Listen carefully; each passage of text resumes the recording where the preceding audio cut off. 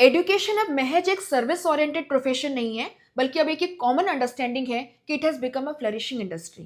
Yes, ये supreme court के exact words हैं 5 अगस्त 2025 के एक रीसेंट वर्डिक्ट में।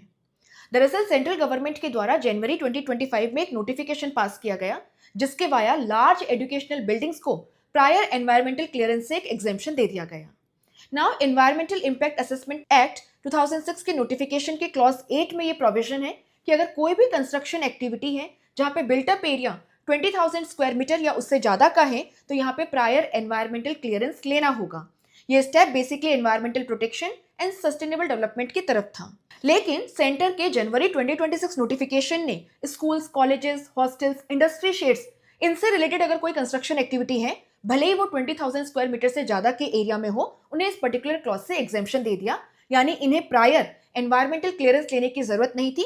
Merely they had to promise certain green measures like rain water harvesting, proper waste management. NGO Vana Shakti के द्वारा सेंटर के इस नोटिफिकेशन को सुप्रीम कोर्ट में एक पीआईएल के वाया चैलेंज किया गया।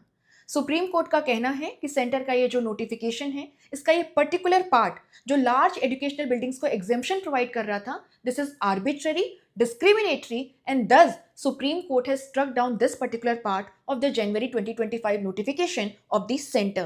आपकी इस पे क्या राय है? क्या वाकई एजुकेशनल इंस्टीट्यूशंस एक इंडस्ट्री बन चुके हैं? Do let me know in the comment section.